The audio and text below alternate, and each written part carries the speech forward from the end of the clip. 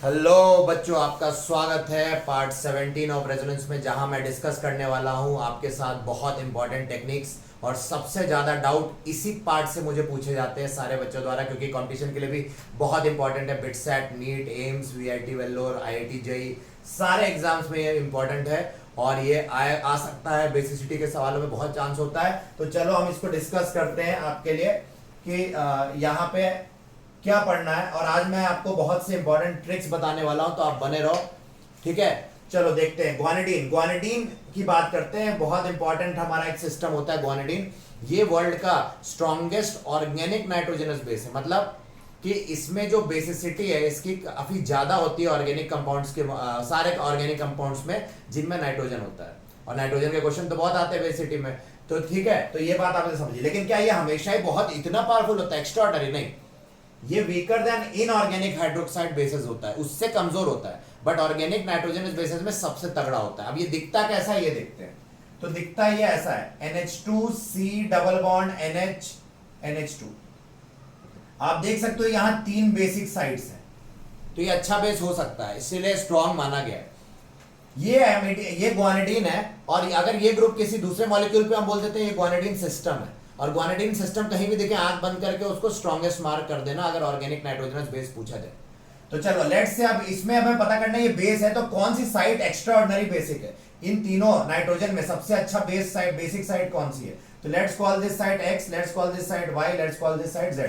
आप देखो ध्यान से, तो Y और Z साइड सेम ही है, क्योंकि इधर भी आइडेंटिकल दिख रहे हैं। ये X वाली जो है वो अलग है थोड़ी साइड। तो यहां पे आपको पता करना है बेसिसिटी किसकी ज्यादा, मतलब Kb मतलब बेसिसिटी। तो देखते हैं। तो यहां पे देखिए, अगर नाइट्रोजन यहाँ पे लोन पेयर क्या है, यहाँ पे डीलोकलाइज्ड है। यहाँ पे यानी कि ये जो लोन पेयर्स हैं ये डीलोकलाइज करके रेजोनेंस में पार्ट ले सकते हैं। यहाँ वाला भी रेजोनेंस में पार्ट ले सकता है इसी तरह से। तो हम बोलेंगे ये नाइट्रोजन क्या है, यहाँ पे Y एंड Z अगर हम बात करें तो Y एंड Z नाइट्रोजन जो है वो क्या है, sp2 भी है और लोकलाइज्ड नहीं है, वो डीलोकलाइज्ड है। डीलोकलाइज्ड लोन पेयर है उनके पास। तो डीलोकलाइज्ड लोन पेयर अगर होता है किसी के पास, तो मैंने आपको क्या बताया, वो बहुत ही बेकार बेस होगा, क्योंकि वो रेजोनेंस में ऑलरेडी इन्वॉल्व है। डीलोकलाइज मतलब रेजोनेंस में इन्वॉल्व है, उसके इलेक्ट्रॉन बिजी हैं, H+ पे जल्दी अटैक नहीं करेंगे। तो H+ प्रेजेंट होगा तो Y और Z के नाइट्रोजन उतनी जल्दी H+ पे अटैक नहीं करेंगे। दूसरी बात, अगर हम X की बात करें, क्या ये वाला नाइट्रोजन बहुत बेसिक है? तो यस, ये नाइट्रोजन काफी अच्छा बेस है। क्यों? क्योंकि X वाले नाइट्रोजन की अगर हम यहां बात करें, X वाले की, तो X वाला जो नाइट्रोजन है उस पे लोन, वो भी sp2 है, बट उस पे जो लोन पेयर है वो क्या है, लोकलाइज्ड है। मतलब वो रेजोनेंस में इन्वॉल्व नहीं है। आप बोलोगे अरे ऐसे कैसे, रेजोनेंस की कंडीशन हो सकती है? नहीं, आपको मैंने रेजोनेंस की कंडीशंस बताई थी। आप जरूर पहले के मेरे 1 to 16 पार्ट तक देख लो, आपको समझ में आ जाएगा। और X यहाँ पे क्यों ऐसा है, क्योंकि ये लोन पे रेजोनेंस में नहीं जा सकता, क्योंकि ऑलरेडी पाई बॉन्ड यहाँ पे बन चुका है। पाई बॉन्ड ऑलरेडी है, मतलब p ऑर्बिटल नाइट्रोजन का यूज हो चुका है। और p ऑर्बिटल यूज होने की वजह से ये रेजोनेंस में लोन पेयर जो है नहीं जा सकता, क्योंकि ऑलरेडी पाई बॉन्ड यूज हो चुका है यहाँ पे, और कोई कॉन्जुगेशन में इधर कुछ नहीं है। ठीक है, तो ये बात तो समझ में आ गई। तो ऑब्वियसली ये बहुत ही अच्छा बेसिक साइट है। क्यों? क्योंकि ये रेजोनेंस में इन्वॉल्व नहीं है, लोकलाइज्ड है। तो H+ अगर घूम रहा होगा कहीं आसपास तो उस पर ये जल्दी अटैक करेगा। यानी कि अगर हम बेसिसिटी ऑर्डर आपसे पूछा जाए कौन से साइट ज्यादा अच्छा बेसिक, तो obviously X is much basic than X and Y and Z। Y and Z की तो बेसिसिटी सेम ही होगी, सेम ही है। ठीक है, तो एक तरीका ये निकालने का है। दूसरा तरीका, अगर मैं क्या करूं, H+ गेन करा दूं तीनों साइड पे। तो मान लो एट X मैंने H+ कराया, एट Y कराया, और लेट से H+ मैंने कराया अटैक एट Z। ये भी मेथड है निकालने का कि कौन ज्यादा बेसिक है। तो देखते हैं। यहाँ पे मैंने जब इस पे अटैक कराया, सॉरी X पे जब अटैक कराया तो क्या बना होगा, ये डबल बॉन्ड को मैं ऊपर बना दे रहा हूं इसको फ्लिप करके, जिससे कि आपको थोड़ा जगह मिल जाए और दिखने को मिले। तो जब ये हाइड्रोजन को अटैक करेगा तो ऑब्वियसली ऐसा दिखेगा ये नाइट्रोजन, और यहाँ पे तो है ही। क्या ये जो है रेजोनेंस में जा सकते हैं? क्या अब रेजोनेंस हो सकती है यहाँ पे? हाँ बिल्कुल हो सकती है। ये इधर जाए और इधर जाए तो यहाँ रेजोनेंस हो सकती है, बिल्कुल इधर से भी रेजोनेंस हो सकती है। यानी कि रेजोनेंस यहाँ दोनों तरफ से हो सकती है, और काफी अच्छा स्टेबिलिटी प्रोवाइड करने वाला, मतलब ये हाईली स्टेबल है। और जो रेजोनेंस होगी तो 3 इक्वल आइडेंटिकल रेजोनेटिंग स्ट्रक्चर बनेंगे। आप बना के देख लेना, अगर रेजोनेंस होती है, मान लो मैं एक बना के दिखाता हूं, अगर इधर से रेजोनेंस हुई तो जब ये इधर गया तो ऑब्वियसली इधर वाले पे क्या हो जाएगा, NH2+ यहां पे आ जाएगा, और यहां पे C NH2 NH2 देखो ये दोनों सेम ही तो है, बस वो घुमा दिया है, ये डबल बॉन्ड इधर कर दिया इधर, ये दोनों देखो एकदम आइडेंटिकल है, तो हम बोलेंगे ये और ये इक्वल रेजोनेटिंग स्ट्रक्चर। इसी तरह इधर वाला जब लोन पेयर इधर जाएगा तो तीसरा रेजोनेटिंग स्ट्रक्चर हो जाएगा, वो भी इक्वल दिखेगा। तो हम बोल सकते हैं इसमें 3 इक्वल आरएस है, और अगर इक्वल आरएस जितने ज्यादा, इक्वल रेजोनेटिंग स्ट्रक्चर जितने ज्यादा, उतना स्टेबल होता है मॉलिक्यूल। ये बात आपको बता चुका हूं मैं। आगे मैं और डिटेल में जब मैं एक्सटेंडेड एंड क्रॉस रेजोनेंस का केस लूंगा तो मैं आपको बताऊंगा, जब कार्बोकेटाइन की स्टेबिलिटी बताऊंगा, ठीक है। चलो आगे बढ़ते हैं। अब अगर Y ने अटैक किया होता H प्लस पे, अगर Y ने अटैक कर भी दिया बाई चांस, तो NH3 प्लस यहां बनता, और यहां पे तो ऐसे ही रहता और ये ऐसे ही रहता। क्या ये यहां पे रेजोनेंस में, यहां पे क्या रेजोनेंस हो सकती है? आप बोलोगे हाँ sir, positive charge in conjugation with double bond मतलब रेजोनेंस होगा, मतलब ये डबल बॉन्ड इधर जाएगा। पर बच्चों यहां पे रेजोनेंस नहीं होगी। क्यों नहीं होगी? क्योंकि ये नाइट्रोजन, अगर मान लो मैंने इधर डबल बॉन्ड कर दिया, तो नाइट्रोजन पे कितने बॉन्ड बन जाएंगे मेरे प्यारे बच्चों, बताओ। नाइट्रोजन पे कितने बॉन्ड बन जाएंगे? आप समझ रहे होगे, 5 बॉन्ड बना लेगा। क्या नाइट्रोजन कभी भी अपनी कोवेलेंसी 4 से ज्यादा कर सकता है? 4 बॉन्ड से ज्यादा बना सकता है क्या नाइट्रोजन? नहीं। तो 5 बॉन्ड बन जाएंगे अगर रेजोनेंस हो गई। तो क्या ये पॉसिबल है? तो ये पॉसिबल नहीं है, इसलिए यहां पे हम बोलते हैं नो रेजोनेंस। और इसी प्रकार से जब इस साइड पे भी अटैक होगा, तो यहां पे भी हम बोलेंगे क्या? नो रेजोनेंस, क्योंकि यहां पे भी रेजोनेंस होगा तो इस पे 5 बॉन्ड आ जाएंगे, जो कि पॉसिबल नहीं। तो Y साइड पे जब अटैक होगा H प्लस का, या Z पे अटैक होगा, तो ये दोनों जो स्ट्रक्चर मिल रहे हैं हाईली, मतलब ये दोनों रेजोनेंस नॉट रेजोनेंस स्टेबलाइज्ड, तो ऑब्वियस है कि ये फिर जल्दी बनेंगे नहीं देन दिस। ये जल्दी बनना चाहेगा, क्यों? क्योंकि अगर X ने अटैक कर दिया H प्लस पे, तो ये स्टेबल इक्वल आरएस बना रहे हैं, 3-3 वो भी, तो ये 100% बनेंगे। बट अगर Y और Z H प्लस पे अटैक कर रहे हैं, तो उतने स्टेबल रेजोनेटिंग स्ट्रक्चर नहीं बना रहे, मतलब कार्बोकेटाइंस नहीं बना रहे, मतलब रेजोनेटिंग स्ट्रक्चर बना ही नहीं रहे। पहली बात तो कार्बोकेटाइन स्टेबल नहीं, या जो भी कैटायन स्टेबल नहीं बन रहा, तो जिसके कारण हम बोलेंगे ये दोनों साइड H प्लस पे अटैक जल्दी नहीं करेंगी, क्योंकि इसके कारण जो प्रोडक्ट है उतना स्टेबल नहीं, और ये साइड H प्लस पे जल्दी अटैक करेगी, क्योंकि इसके कारण जो प्रोडक्ट बन रहा है वो स्टेबल बन रहा है। तो ये आपको उम्मीद करता हूं समझ में आ गया होगा ग्वानिडीन सिस्टम क्या है। अब हम चलते हैं, तो आपको अगर ये पूछा जाए केबी मतलब बेसिसिटी ऑर्डर कौन सी साइड का सबसे ज्यादा बेसिक साइड, यही है। तो किसी भी सवाल में ये देखो डबल बॉन्ड NH, आंख बंद करके ऐसे, ठीक है। चलो अब एक्सेप्शन तो होते ही है ना भैया, ऐसा नहीं है कि एक्सेप्शन यहां बोलोगे आंख बंद करके मारने लगे, पता चला इनऑर्गेनिक दे दिया तो लग गई, फिर बोलोगे अरे सर क्या पढ़ा रहे हो आप, अनाप शनाप है। अब हम चलते हैं एमिडीन सिस्टम। तो एमिडीन सिस्टम कैसा दिखता है? कुछ नहीं, वो चुराया हुआ है उसी का, ग्वानिडीन का ही भाई है। अब देखो ग्वानिडीन में यहां पे भी NH2 था, यहां पे NH2 हटा के एल्काइल ग्रुप लगा दिया, और जाहिर सी बात है यहां पे नाइट्रोजन की कमी के कारण लोन पेयर की जो number of lone pair sides है वो कम हो गई है, तो डेफिनेटली ग्वानिडीन से थोड़ा कम तो बेसिक हो गए। हाँ, लेकिन अब आपको यहाँ पे X साइड मान लो, इसको Y साइड मान लो, ऑब्वियस आपने अभी भी देखा कि X will be more basic side than Y, same reason, वही H प्लस पे अटैक करवा देना दोनों साइड पे, है ना। तो आपको या पिछला वाला जो हमने केसेस बताए थे कि यहाँ पे डीलोकलाइज नहीं है, यहाँ पे डीलोकलाइज लोन पेयर है, तो ये अच्छा बेस नहीं है। ये localise lone pair sp2 nitrogen पे, तो ये अच्छा बेस है। और दूसरा मेथड आपको निकालना है, नहीं कौन सी साइड अटैक है, तो H प्लस अटैक करा के दिखा दो, आपको बता चुका हूं। हाँ, एक बात इंपॉर्टेंट है, जब आप इसका अटैक मान लो आपने X का एट X, अगर H प्लस ने X पे अटैक किया तो क्या बनेगा? क्या ये स्टेबल है? हाँ बिल्कुल, ये रेजोनेंस में जा सकता है, और इसका रेजोनेटिंग स्ट्रक्चर ऐसा बन जाएगा।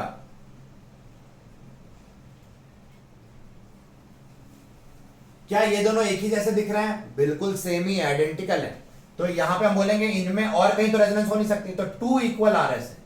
अब ध्यान देने वाली बात क्या है कि ग्वानिडीन में 3 इक्वल आरएस थे, क्योंकि यहां पे भी एक नाइट्रोजन था, वो भी रेजोनेंस में जा सकता था, पर यहां पे वो नाइट्रोजन नहीं है, तो यहां 2 इक्वल आरएस बन रहे हैं, ये बात याद रखना। पर इक्वल आरएस तो बन रहे हैं ना, यानी कि ये भी काफी स्टेबल है, ये भी काफी, ये जो प्रोडक्ट बना है ये काफी स्टेबल है, यानी कि ये साइट X जो साइट है ये H प्लस पे जल्दी अटैक करेगी।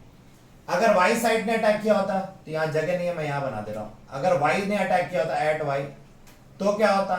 तो आपका ये बन जाता NH2 प्लस हो जाता, और ऑब्वियस है कि यहां पे हमने बता दिया नो रेजोनेंस, क्योंकि पिछले केस में भी देखा था ऐसे केसेस में नो रेजोनेंस, क्योंकि नाइट्रोजन का ये 5 बॉन्ड नहीं बना सकता ना। यहां पे अगर ये चला नाइट्रोजन 5 बॉन्ड नहीं बना सकता अगर ये इधर चला जाएगा तो, है ना, क्योंकि अगर ये H+ गेन करेगा तो ऐसा दिखेगा, और फिर इसमें रेजोनेंस कराने की कोशिश करोगे तो नाइट्रोजन के 5 बॉन्ड आएंगे, जो कि पॉसिबल नहीं है। यानी कि ये प्रोडक्ट उतना स्टेबल नहीं, क्योंकि यहाँ पे रेजोनेंस नहीं हो रहा। ये प्रोडक्ट ज्यादा स्टेबल है क्योंकि यहाँ रेजोनेंस हो रहा है, यानी कि ये वाला साइड H+ पे जल्दी अटैक करेगा, यानी कि basicity order X side is more basic than Y। तो समझ गए होगे आपको एमिडीन सिस्टम भी, उम्मीद करता हूं समझ में आ गया। अब आपसे पूछा जाएगा विच इज मोर स्ट्रॉन्ग या which is stronger base, guanidine और एमिडीन। तो आपसे अगर पूछा जाए विच इज स्ट्रॉन्गर, तो obviously guanidine is a stronger base than amidine, is stronger base than amidine. Why? क्योंकि ग्वानिडीन में 3 इक्वल RS बनते हैं, 3 RS जो कि इक्वल है, और एमिडीन में 2 इक्वल RS बनते हैं। बहुत इंपॉर्टेंट, क्योंकि नंबर ऑफ इक्वल RS ज्यादा तो वो ज्यादा स्टेबल। आप देख सकते हो यहाँ 2 ही इक्वल RS बने और पिछले केस में 3 इक्वल RS बन रहे थे, ठीक है। तो चलो, यानी कि स्टेबल कैटायन ग्वानिडीन बनाता है और एमिडीन लेस स्टेबल कैटायन। अब देखो, एमिडीन ग्वानिडीन तो इंपॉर्टेंट सिस्टम थे जो पूछे ही जाते हैं, साथ ही साथ दो और हैं। दो और कौन से? पिरिडीन और पायरोल या पिरोल, जो भी बोलो आप। पायरोल कुछ लोग बोलते हैं, कुछ लोग पिरोल बोलते हैं, PYRROL।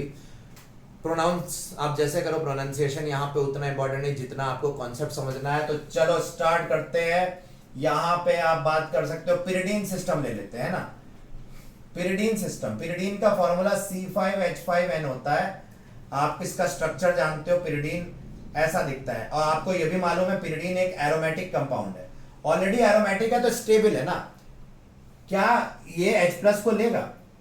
एक ही कंडीशन पे लेगा, अगर H+ पे अटैक करने के बाद इसकी एरोमेटिसिटी रिस्टोर्ड रहे, मतलब एरोमेटिक से नॉन एरोमेटिक या एंटी एरोमेटिक नहीं बनना चाहिए, तभी H+ पे अटैक करेगा। तो ये एरोमेटिक, अगर मान लो इसने अटैक कराया इस लोन पेयर से, तो क्या बन जाएगा देखते हैं। क्या एरोमेटिसिटी बिगड़ी? नहीं बिगड़ी। इधर भी 6 पाई इलेक्ट्रॉन थे, ये वाले 1 2 3 4 5 6। ये पाई इलेक्ट्रॉन नहीं है, ये sp2 ऑर्बिटल में, याद रखना। और यहां पे भी 6 पाई है, 1 2 3 4 5 6। तो इधर भी 6 पाई, तो ये दोनों ही एरोमेटिक, यानी कि एरोमेटिसिटी यहाँ पे H+ लेने के बाद बिगड़ी नहीं है। यानी कि ये बहुत अच्छा कूद कूद के ये H+ ले सकता है। क्यों? क्योंकि एरोमेटिसिटी तब भी मिल रही है और ये भी हाईली स्टेबल सिस्टम है। तो पिरिडीन एक अच्छा, आपने देखा होगा क्लास 12 की NCERT बुक्स वगैरह में या कॉम्पिटिशन बुक्स में, कि पिरिडीन एक डिसेंट बेस माना जाता है, एक अच्छा स्ट्रॉन्ग बेस भी माना जाता है। ऑब्वियसली उतना स्ट्रॉन्ग नहीं जितना इसको बताते हैं। अगर पिरिडीन पे इलेक्ट्रॉन विड्रॉइंग ग्रुप लग जाए तो वो और खतरनाक बेस हो सकता है, ठीक है, वो हम बाद में बात कर लेंगे। इलेक्ट्रॉन विड्रॉइंग या डोनेटिंग में से अभी हम कंसेप्ट आपको क्लियर करेंगे, वो बाद में आएगा, ठीक है। तो सवाल के थ्रू देखने वाले कि इलेक्ट्रॉन विड्रॉइंग ग्रुप पे या इलेक्ट्रॉन डोनेटिंग ग्रुप पे लगाने पे क्या फर्क पड़ता है, कौन ज्यादा स्ट्रॉन्ग कर देता है बेस, ठीक है। तो चलो, पिरिडीन क्यों स्ट्रॉन्ग बेस है आप समझ गए हो यहाँ पे, यानी कि नाइट्रोजन यहाँ पे है। एक बात बता दूं, ये नाइट्रोजन कैसा है, ये sp2 भी है और यहाँ पे लोकलाइज्ड इलेक्ट्रॉन्स है, इसलिए ये एक अच्छा बेस है, good base, good basic site है। क्योंकि अगर लोकलाइज्ड है तो रेजोनेंस में इन्वॉल्व नहीं है, तो H+ पे जल्दी अटैक करेगा। और बच्चों, पिरिडीन आपको समझ में आ गया। अब हम लास्ट केस पे चलते हैं, हमारे जो इस लेक्चर का लास्ट पार्ट है, पार्ट 17 का, पायरोल सिस्टम। पायरोल सिस्टम बहुत पूछा जाता है कंपटीशन में। तो पायरोल हमारा ऐसा दिखने वाला कंपाउंड है, ठीक है। पायरोल ये, और इसका जनरल फॉर्मूला होता है C4H4n, ठीक है। ये जनरल फॉर्मूला आप काउंट करके लिख सकते हो। तो देखो, अब पायरोल में क्या होता है, यहाँ पे भी लोन पेयर है, यहाँ पे भी 6 पाई इलेक्ट्रॉन है, ये भी एरोमेटिक है। पायरोल ऑलरेडी स्टेबल था। ये H+ पे कब अटैक करेगा? अगर H+ पे अटैक करने के बाद इसकी एरोमेटिसिटी रिस्टोर्ड रहे, रुकी रहे, वही रहे। देखते हैं, जब इसने H+ पे अटैक किया तो क्या प्रॉब्लम हुई। पहले से एक H था और एक और H आ गया, और नाइट्रोजन पे पॉजिटिव आ गया, और ये तो ऐसे ही था। क्या ये स्टेबल है एरोमेटिक जितना? नहीं। ये क्या बन गया? 4। ये इनफैक्ट नॉन, यहां पे देखो 1 2 3 4 पाई इलेक्ट्रॉन जैसा दिख रहा है, बट ये क्या है हमारा, इसकी एरोमेटिसिटी, लॉस ऑफ एरोमेटिसिटी हम बोलेंगे, नॉन एरोमेटिक जैसा हो गया, लॉस ऑफ एरोमेटिसिटी यहां पे हो गई। इसमें ये एरोमेटिक है पर ये नॉन एरोमेटिक हो गया, इसमें एरोमेटिसिटी क्या हो गई, खत्म हो गई। तो हम क्या बोल सकते हैं इसमें, क्या ये स्टेबल है? लेस स्टेबल है। हम क्या बोलेंगे? Less stable, very less stable. और ये लेस स्टेबल होने के कारण ये बात तो गारंटीड है क्या, कि ये जो है लोन पेयर H प्लस पे अटैक कभी नहीं करना चाहेगा। क्यों नहीं करना चाहेगा? क्योंकि वो लेस स्टेबल बन रहा है, तो क्यों करेगा भाई? ठीक है, तो ये ऑब्वियसली पिरोल, हम बोलेंगे पायरोल जो है एक बहुत ही पुअर बेस है, ये एक पुअर बेस की कैटेगरी में आता है। क्यों? क्योंकि H प्लस पे अटैक करना ही नहीं चाहता। क्यों? क्योंकि वो एरोमेटिसिटी उसकी खत्म हो जाएगी, लेस स्टेबल हो जाएगा। तो इसलिए आपको ये याद रखना है, ये अगर चार चीजें पता है, ग्वानिडीन, एमिडीन, पिरिडीन और ये पायरोल, और मेरे पिछले लेक्चर से आपने जब देख लिया है एनिलीन सिस्टम्स, उस पर सब्स्टिट्यूशन किया हुआ, तो वो वाले वीडियोस देख लो, पार्ट 15 वाला भी, और उसके बाद 16 देख लो, और तब आप ये देख रहे हो आपका कॉन्सेप्ट बहुत स्ट्रांग हो चुका है इस समय बेसिसिटी का। And congratulations. तो अब हम मिलते हैं नेक्स्ट वीडियो में। इस वीडियो को प्लीज आप बहुत शेयर कर दो, बहुत फायदा करो बच्चों का। मैं देखो अपने लिए नहीं बना रहा हूँ ये वीडियो, आपके लिए बना रहा हूँ। ऑब्वियसली बहुत मेहनत लगती है कि एक वीडियो बनाने में, बहुत से कॉन्सेप्ट्स कंपाइल करने पड़ते हैं। क्या होता है ना, नॉलेज तो देखो बहुत है, पर compiled knowledge, organised knowledge is power. Knowledge is not power, मैं हमेशा कहता हूँ, ऑर्गेनाइज्ड नॉलेज इज पावर, है ना। क्राइम जैसे बहुत लोग करते हैं, पर ऑर्गेनाइज्ड क्राइम और खतरनाक हो जाता है। मैं सपोर्ट नहीं करता, आप मत करना, क्राइम से दूर रहना, पढ़ाई पे ध्यान लगाओ। लेकिन नॉलेज जिस तरह से पावरफुल है, उससे भी ज्यादा खतरनाक ऑर्गेनाइज्ड नॉलेज है। तो मुझे क्या होता है, टाइम बहुत लगता है कंपाइल करने में, तो आपके लिए कंपाइल करके लाऊंगा, तभी तो आपको मजा आएगी। हैफेजर्ड वे में पढ़ाने को मतलब है लेक्चर अगर अच्छा ना प्रिपेयर्ड हो टीचर द्वारा, तो बच्चे भी लूज कर देते हैं इंटरेस्ट। इसलिए आपके लिए जी जान से मेहनत करता हूँ। इस समय लकीली या अनलकीली जो भी कहो, हम लॉकडाउन में हैं, तो हम घर पे हैं, तो ज्यादा टाइम मिल रहा है आपके लिए वीडियोस बनाने का। और आगे भी ये मत सोचना ये खत्म हो जाएगा तो वीडियोस बंद हो जाएंगे, नहीं, वीडियो तो आएंगे। जब तक अगर मैं बना सकता हूँ तब तक बनाऊंगा, आपका फायदा करूंगा। आप बस, आपका एक ही काम रिक्वेस्ट करूंगा, इसको शेयर करो और नोट भी करते जाओ पेन पेपर लेके, है ना, अपने लिए। तो आपको उससे क्या होगा, आपको बहुत स्ट्रांग हो जाएंगे। आपको किसी टीचर के पास जाने की जरूरत ही नहीं, यहीं पे वीडियो पे सारे डाउट्स खत्म। धीरे धीरे करके रोक के देखो, फिर से देखो, रिवाइंड करके, है ना। चलो, आपका ज्यादा टाइम नहीं लूंगा। Thank you so much, have a great day. उम्मीद करता हूं आपको बहुत कुछ सीखने को मिल रहा होगा मेरे वीडियो सीरीज से।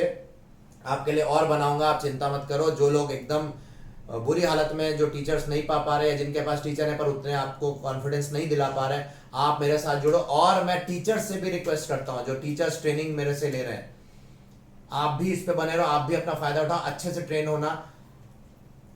और जो टीचर्स फ्रेशर हैं, उनको भी आप भी इसको अच्छे से एब्जॉर्ब करना, क्योंकि आपको आगे जाके ट्रेन करना है। आपके कोई डाउट्स है मुझसे पूछ सकते हो, जो सिलेबस रिलेटेड है, जिससे कि आपको मैं आप उस टाइप के बन जाओ जिससे आपकी नॉलेज सारी मेमोरी में आनी चाहिए, है ना, तभी आप आगे अच्छे से डिलीवर कर पाओगे। ठीक है, तो आप भी मुझसे कम्युनिकेट करो, टीचर्स भी कम्युनिकेट करें, स्टूडेंट्स भी कम्युनिकेट करें, और स्टूडेंट्स एंजॉय भी करो। आप एकदम डिप्रेशन मत जाओ, पढ़ाई भी करो, एंजॉय भी करो। Thank you so much, have a great